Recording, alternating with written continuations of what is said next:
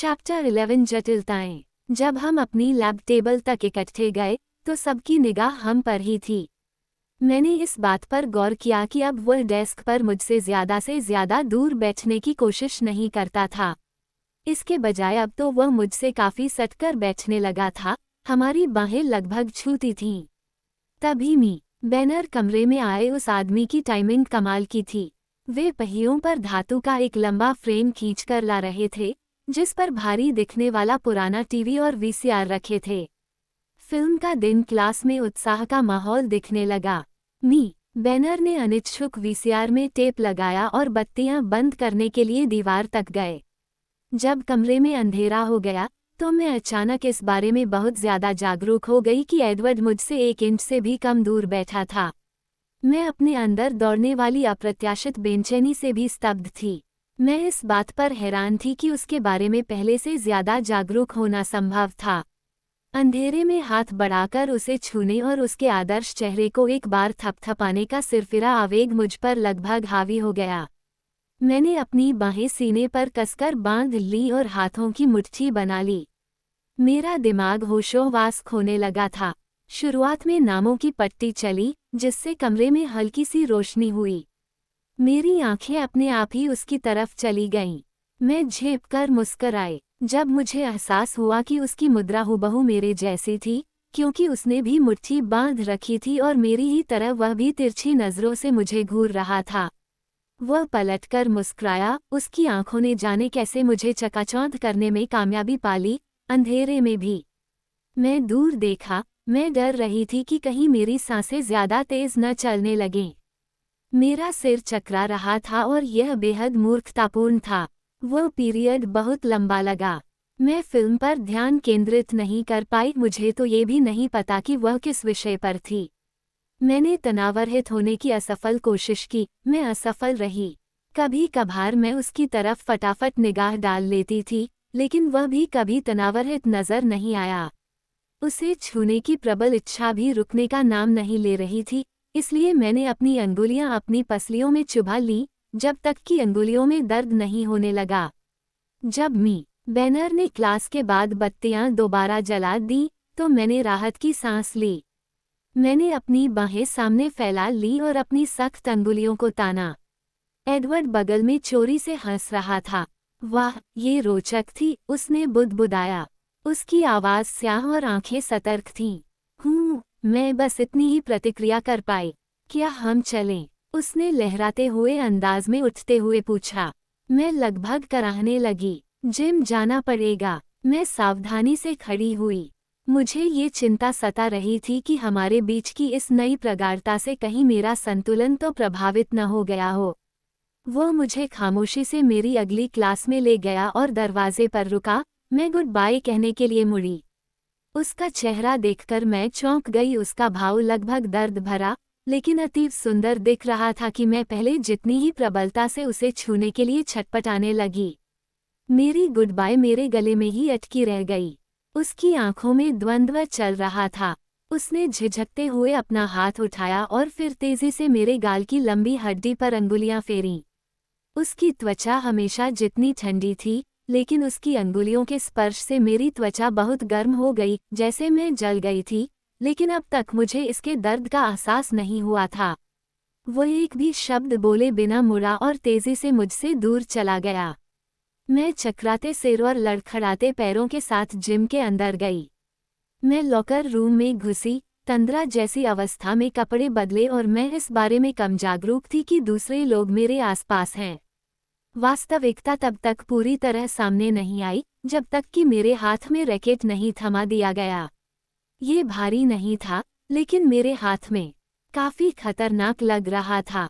मैं देख सकती थी कि क्लास के कुछ दूसरे बच्चे मुझे चोरी से देख रहे हैं। कोच क्लैप ने हमें जोड़ियों के रूप में टीम बनाने का आदेश दिया। सौभाग्य से माइक में सभ्यता के कुछ अवशेष अब भी बचे थे। वह मेरे बगल में आकर खड़ा हो गया। क्या तुम मेरे साथ टीम बनाना चाहती हो? धन्यवाद माइक, तुम्हें ये करने की ज़रूरत नहीं है। मैंने क्षमायाचना के अंदाज में मुंह बनाया। चिंता मत करो, मैं तुम्हारे रास्ते से दूर रहूंगा। वह शरारत से मुस्कुराया। कई बार माइक को पसंद करना बहुत आसान होता था। खेल ज्यादा अच्छा नहीं चला। मैं जाने कैसे एक ही प्रहार में अपना रैकेट खुद के सिर में और माइक के कंधे पर मारने में कामयाब हो गई। मैंने बाकी का घंटा कोर्ट के पीछे वाले कोने में बिताया और रैकेट को सुरक्षित तरीके से अपनी पीठ के पीछे पकड़े रही। मेरे नहीं खेलने के बावजूद माइक बहुत अच्छा खेला। उसने 4 में से 3 गेम अकेले जीत लिए। उसने मुझे बिना कारण के हाथ ऊंचा करके बधाई दी जब कोच ने आखिरकार क्लास को खत्म करने वाली सीटी बजाई। कोर्ट से दूर जाते समय वह बोला, तो क्या तुम और कलन हैं? उसने पूछा। उसका अंदाज विद्रोही था। स्नेह की मेरी पुरानी भावनाएं गायब हो गईं। इससे तुम्हारा कोई मतलब नहीं है, माइक, मैंने चेतावनी दी और मन ही मन जेसिका को सीधे नरक में जाने का शाप दिया। मुझे ये पसंद नहीं है, वह फिर भी बुदबुदाया। तुम्हें पसंद करने की जरूरत भी नहीं है, मैंने तपाक से कहा। वह तुम्हारी तरफ ऐसे देखता है जैसे तुम कोई खाने की चीज हो, उसने मुझे नजरअंदाज करते हुए आगे कहा। मैंने उस ज्वालामुखी को रोका जो फटने की कगार पर था, लेकिन मेरे प्रयासों के बावजूद एक हल्की खिल्ली निकल ही गई। वह मुझ पर आंखें तरेरने लगा। मैं हाथ हिलाकर लॉकर रूम की तरफ भाग गई। मैंने फटाफट कपड़े पहने और तितलियों से ज्यादा शक्तिशाली चीजें मेरे पेट की दीवारों से बदहवास अंदाज में टकरा रही थीं। माइक के साथ मेरी बहस अब दूर की याद बन चुकी थी। मैं सोच रही थी कि क्या एडवर्ड इंतजार कर रहा होगा या मुझे उसकी कार तक जाना होगा। अगर उसका परिवार वहां हुआ तो क्या होगा? मेरे मन में सच्ची दहशत की लहर महसूस हुई। क्या वे जानते थे कि मैं जानती हूँ? क्या मुझे पता होना चाहिए था, जो वे जानते हैं कि मैं जानती हूँ या नहीं जानती? जब तक मैं जिम से बाहर निकली, मैं इस नतीजे पर पहुंच चुकी थी कि मैं पार्किंग लॉट की तरफ देखे बिना ही पैदल घर चली जाऊंगी, लेकिन मेरी चिंताएं अनावश्यक थीं। एडवर्ड जिम के बगल में टिका हुआ मेरा इंतजार कर रहा था और उसके असाधारण चेहरे पर परेशानी की कोई लकीर नहीं दिख रही थी। उसके बगल में चलते समय मुझे हवा में उड़ने का एक अजीब एहसास हुआ। हाय, मैंने कहा और खुलकर मुस्कराई। हेलो, उसकी जवाबी मुस्कान शानदार थी। जिम कैसा था? मेरा चेहरा थोड़ा सा उतर गया। अच्छा, मैंने झूठ बोल दिया। सचमुच? उसे विश्वास नहीं हुआ। उसने अपनी निगाहों को थोड़ा हटाया और मेरे कंधे के पीछे देखकर वहीं केंद्रित कर ली।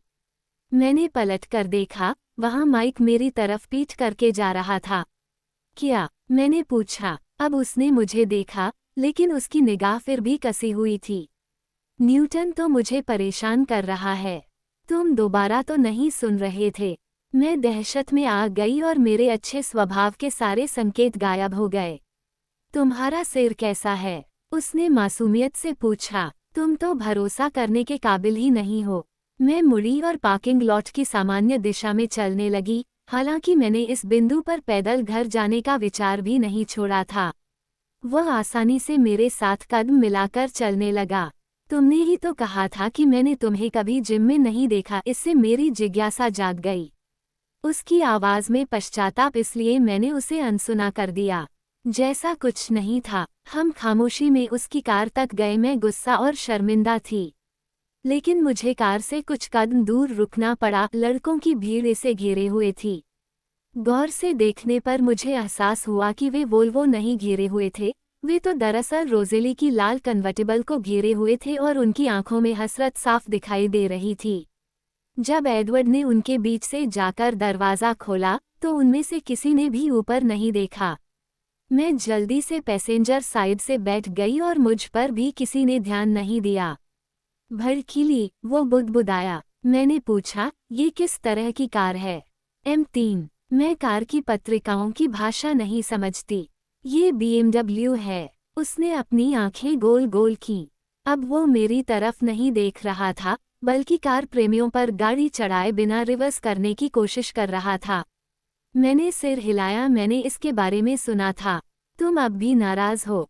उसने पूछा, जब उसने सावधानी से बाहर निकलने का रास्ता खोज लिया। बहुत, उसने आह भरी। अगर मैं माफी मांगूं, तो क्या तुम माफ कर दोगी?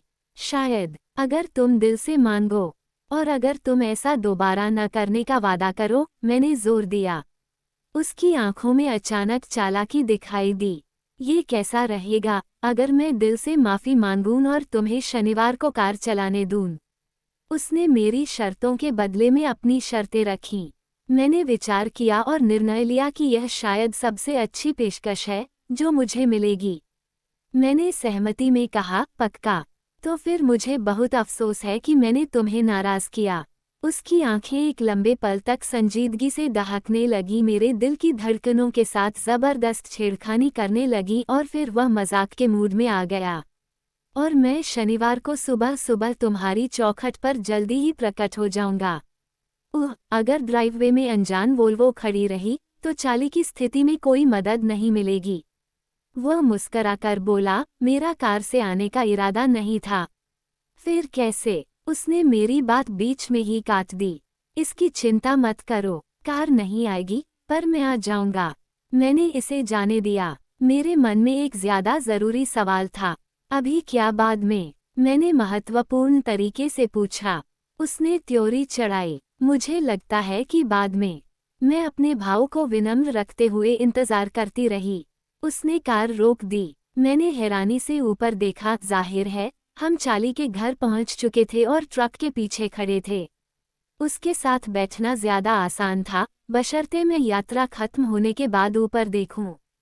जब मैंने उसे पलट कर देखा तो वह मुझे घूर रहा था और अपनी नजरों से तौल रहा था। तुम अब भी जानना चाहती हो कि तुम मुझे शिकार करते हुए क्यों नहीं देख सकती? वह गंभीर नजर आ रहा था, लेकिन मुझे उसकी आंखों की गहराई में थोड़ा हास्यबोध भी दिख रहा था। देखो, मैंने स्पष्ट किया, मैं तुम्हारी प्रतिक्रिया के बारे में हैरान थी। क्या तुम डर गई थीं?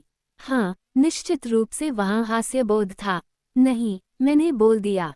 उसे भरोसा नहीं हुआ। झूठ, मैं तुम्हें डराने के लिए माफी मांगता हूँ, वो लेकिन हल्की मुस्कान के साथ आगे बोला, फिर मजाक के सारे सबूत गायब हो गए।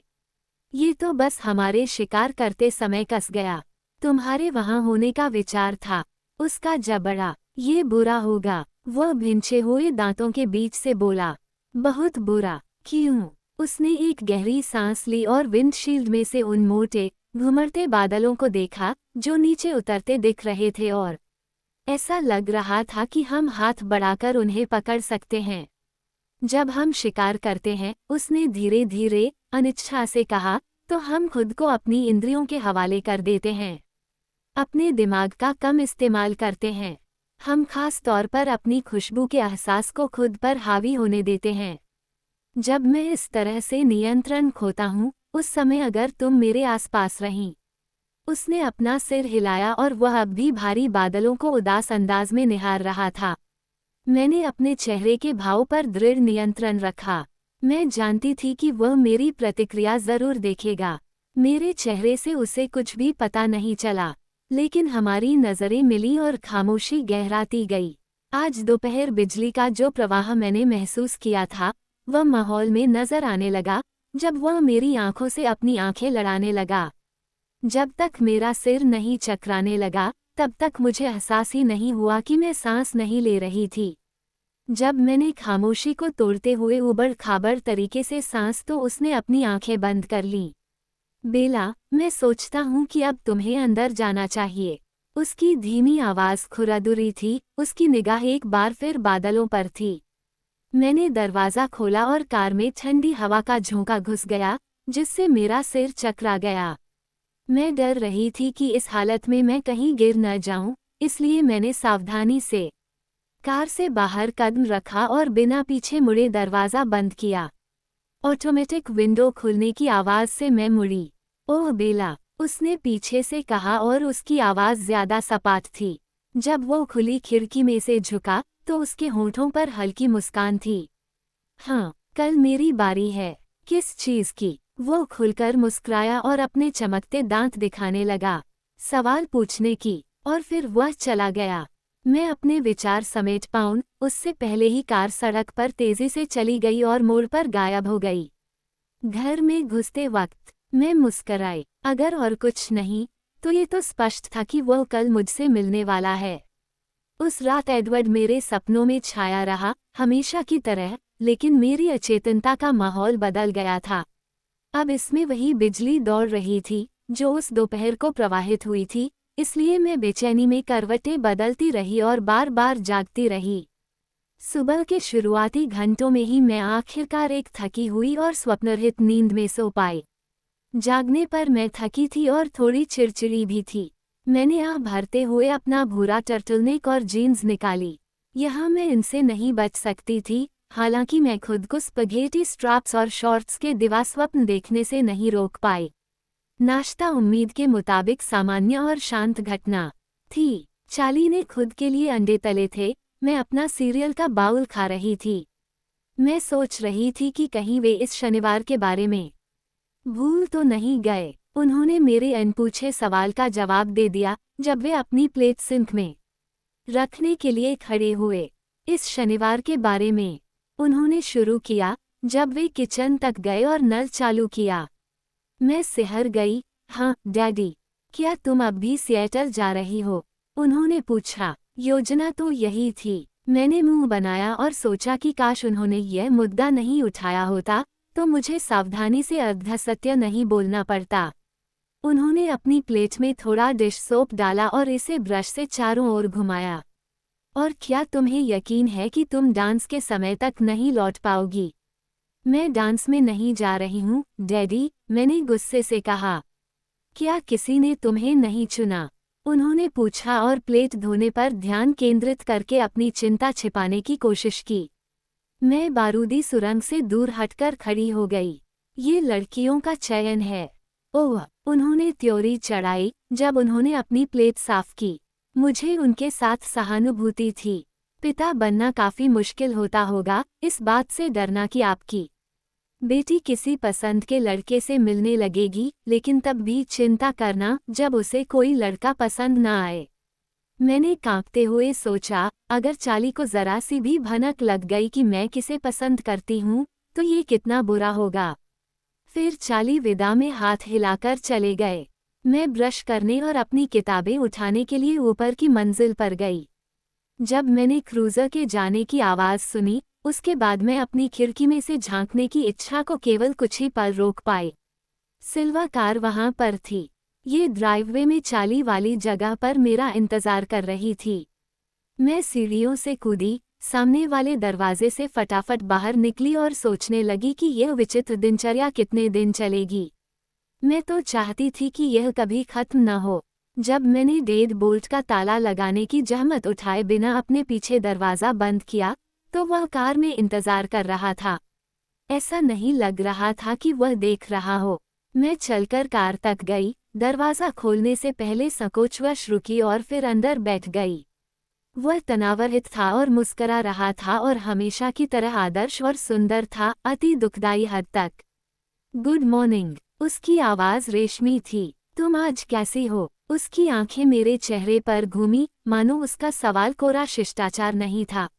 अच्छी हूँ, धन्यवाद। जब मैं उसके करीब होती थी तो मैं हमेशा अच्छी होती थी, अच्छी से भी ज़्यादा अच्छी। उसकी निगाह मेरी आंखों के नीचे के काले निशानों पर ठहर गई। तुम थकी थकी दिख रही हो। मैं सो नहीं पाई, मैंने स्वीकार किया। थोड़ी सुरक्षा की खातिर मैंने स्वचालित ढंग से अपने बाल लहराकर कंधे पर कर लिए। मैं भी नहीं सो पाया। उसने मुझे चिढ़ाया जब उसने कार चालू की। मैं अब कार की शांत आवाज़ की आदी होने लगी थी। मुझे यकीन था कि जब मैं अपना ट्रक दोबारा चलाऊंगी तो इसका कन्फोडू शोर मुझे डरा देगा। मैं हंसी। मुझे लगता है कि यह सही है। मुझे लगता है कि मैं तुमसे बस थोड़ा सा ज़्यादा सोई हूँ। मैं शर्त लगाता हूँ कि यह सच है। तो कल रात तुमने क्या किया? मैंने पूछा। वह बनावटी हंसी हंसने लगा। तुम्हें मौका नहीं मिलेगा। आज सवाल पूछने का मेरा दिन है। ओह, सही है। तुम क्या जानना चाहते हो? मेरे माथे पर बल पड़ गए। मैं अपने बारे में किसी चीज़ की कल्पना नहीं कर सकती थी जो उसके रुचि लेने लायक हो। तुम्हारा प्रिय रंग क्या है? उसने पूछा और उसका चेहरा संजीदा था।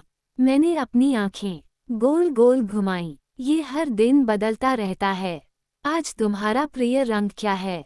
वह अब भी संजीदा था। शायद भूरा। मुझे अपने मूड के हिसाब से कपड़े पहनने की आदत थी। उसने नाक से आवाज निकाली और अपने गंभीर भाव को त्याग दिया। उसने संदेह से पूछा, भूरा? निश्चित रूप से। भूरा गर्म होता है। मुझे भूरे की कमी खलती है।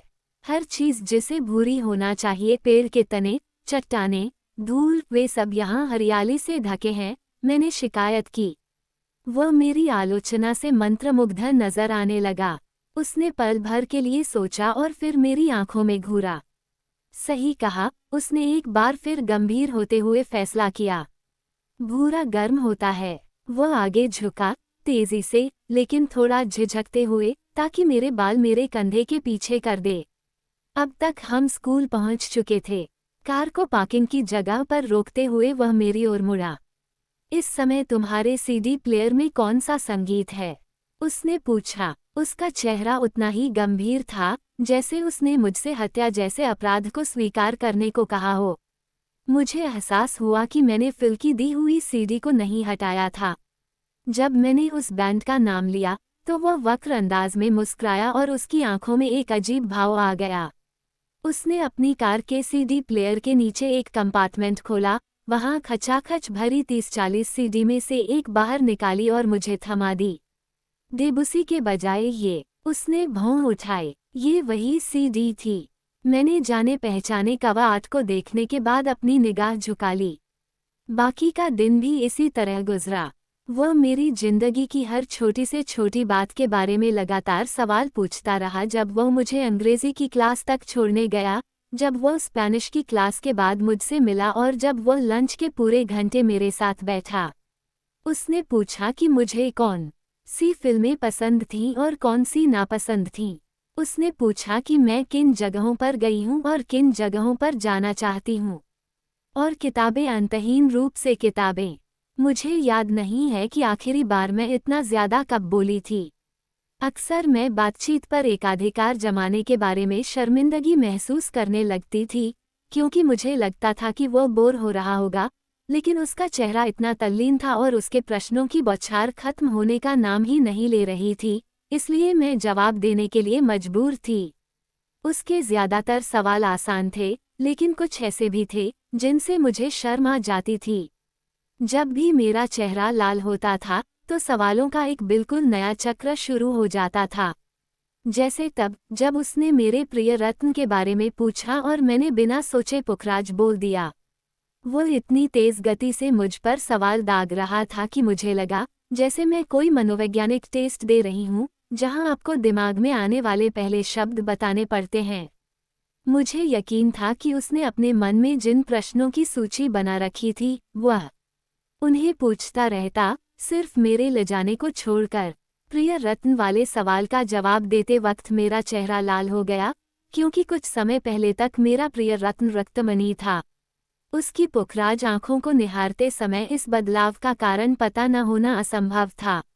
जाहिर है, वह तब तक बेचैन रहता था जब तक मैं उसे यह नहीं बता देती थी कि मेरा चेहरा लाल क्यों हुआ था। जब उसकी मनोहार कामयाब नहीं हुई और यह नाकाम इसलिए रही क्योंकि मैंने अपनी आंखें उसके चेहरे से सुरक्षित तरीके से दूर रखी थीं, तब उसने मुझे आखिरकार आदेश दिया, मुझे बताओ, यह आज तुम्हारी आंखों का रंग है। मैंने आह भरते हुए समर्पण किया और मेरे हाथों को देखा जब मैं मेरे बालों से छेड़छाड़ करती रही। मुझे लगता है कि अगर तुम मुझसे 2 हफ्ते बाद पूछोगे तो मैं गोमेद बताऊंगी।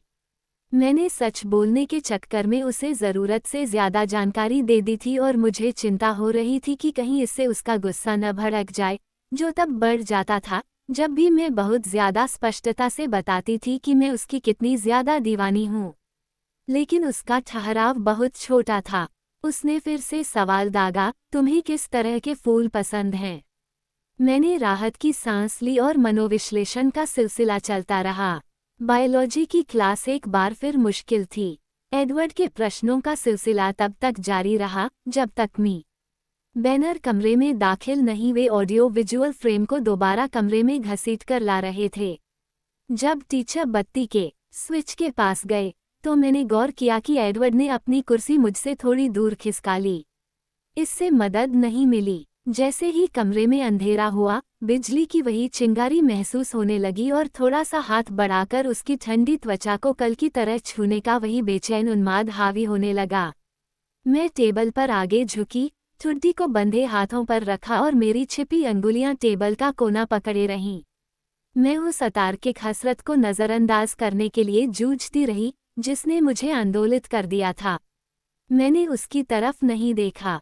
मैं डर रही थी कि अगर वह मेरी तरफ देख रहा होगा, तो खुद पर नियंत्रण रखना मेरे लिए और भी ज्यादा मुश्किल हो जाएगा।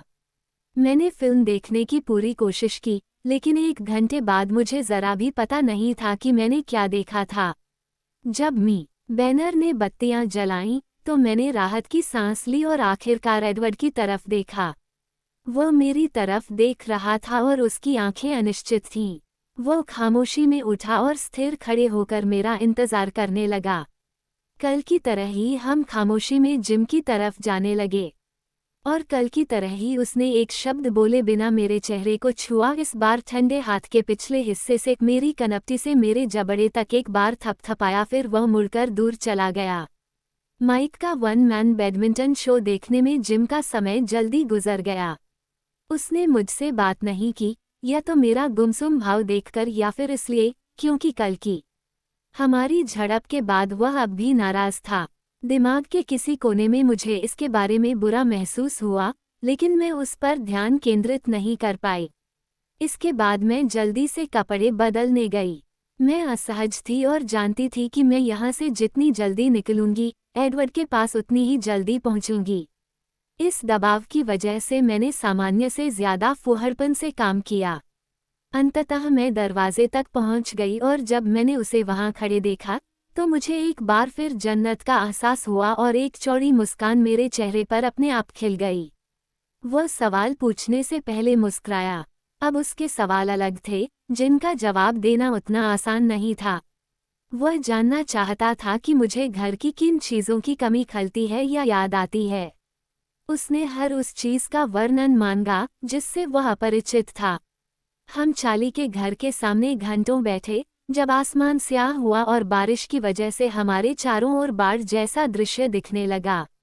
मैंने क्रियासोट की खुशबू जैसी असंभव चीज़ों का वर्णन किया, कटु, थोड़ी डामर जैसी, लेकिन फिर भी सुखद जुलाई में झिंगुरों की पैनी आवाज़, पेड़ों का पंखदार बांझपन, सफ़ेद नीला आसमान जो एक क्षितिज से दूसरे क्षितिज तक फैला रहता था और बैंगनी ज्वालामुखी चट्टानों से ढके निचले पहाड़ से ही बाधित होता था। सबसे मुश्किल चीज़ ये बताना था कि यह मुझे इतना सुंदर क्यों लगता था, एक ऐसी सुंदरता को तर्कसंगत बनाना जो कम घने कांटेदार पौधों या पेड़ों पर निर्भर नहीं करती थी, बल्कि अक्सर आधी मुर्दा दिखती थी। एक ऐसी सुंदरता जिसका भूमि के दिखने वाले आकार से ज्यादा संबंध था, जहां चट्टानी पहाड़ियों के बीच घाटियां थीं और उनसे सूरज जिस तरह परावर्तित होता था। मैंने जब उसके सामने इसका वर्णन करने की कोशिश की, तो मुझे अपने हाथों का काफ़ी इस्तेमाल करना पड़ा। उसके तहकीकात करने वाले प्रश्नों की वजह से मैं खुलकर बोलती रही और तूफान की हल्की रोशनी में ये भूल ही गई कि बातचीत पर एकाधिकार करने के लिए मुझे शर्म आनी चाहिए। आखिरकार जब मैंने घर पर अपने अस्त व्यस्त कमरे का वर्णन पूरा किया, तो उसने आगे प्रश्न नहीं पूछा, बल्कि रुक गया। तुम्हारे प्रश्न खत्म हो गए? मैंने राहत में पूछा। अभी कहाँ है, लेकिन तुम्हारे डैडी जल्द ही घर आ जाएंगे। चाली, मुझे अचानक उनके अस्तित्व की याद आई और मैंने आह भरी। मैंने बाहर बारिश से स्याह आसमान को देखा, लेकिन उससे समय का कुछ अंदाज़ा लगाना संभव नहीं था। कितनी देर हो गई? मैंने जोर से पूछा और फिर मैंने घड़ी देखी। मैं समय देखकर हैरान थी। चाली अब घर लौटने वाले होंगे।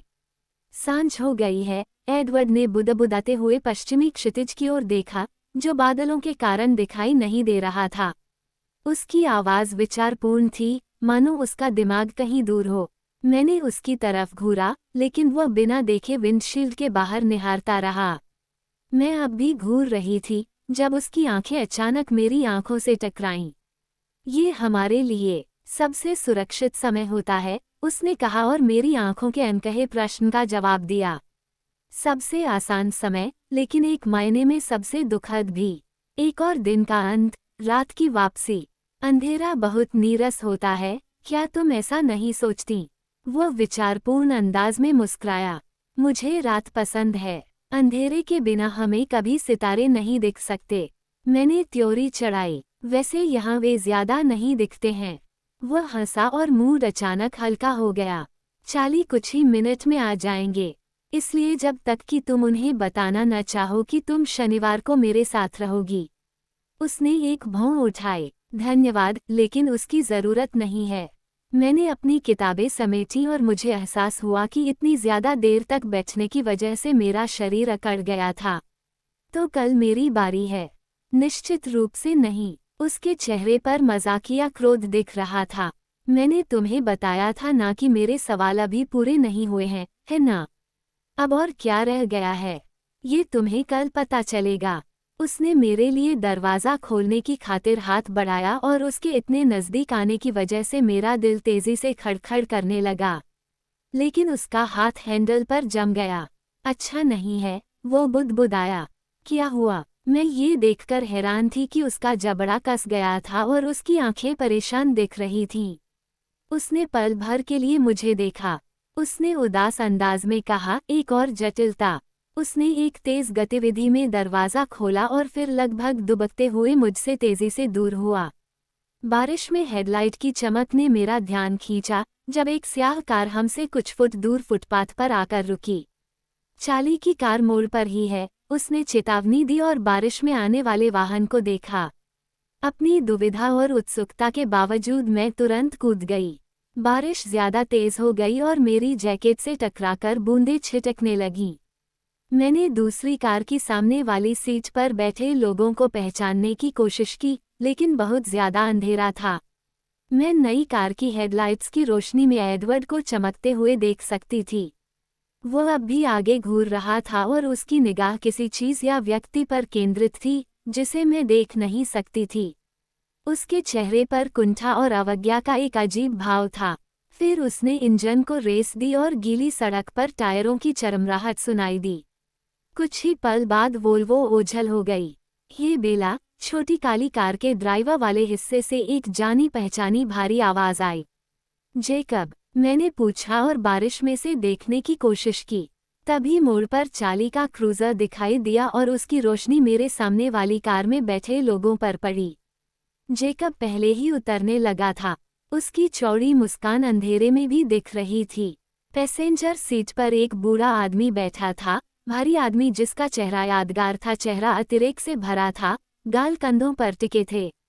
सलवटे लाल त्वचा पर पुरानी लेदर जैकेट की तरह फैली थीं, और आश्चर्यजनक रूप से जानी पहचानी आंखें, काली आंखें जो एक साथ जरूरत से ज्यादा युवा और उस बड़े चेहरे के हिसाब से काफी प्राचीन दिखती थीं जिनमें वे लगी थीं।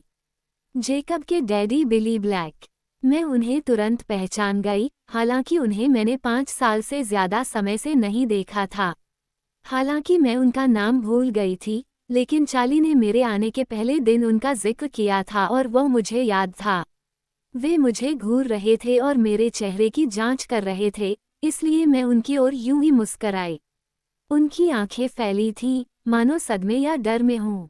उनके नथुने फड़क रहे थे। मेरी मुस्कान ओझल हो गई। एक और जटिलता, एडवर्ड ने कहा था। बिली अब भी मुझे पैनी, चिंतापूर्ण आंखों से घूरे जा रहे थे। मैं अंदर ही अंदर कराहने लगी। क्या बिली ने एडवर्ड को इतनी आसानी से पहचान लिया था? क्या वे सचमुच उन असंभव दंतकथाओं पर विश्वास करते थे जिन पर उनका बेटा नाक भान सिकोड़ता था? जवाब बिली की आंखों में स्पष्ट था। हाँ, वे ऐसा करते थे।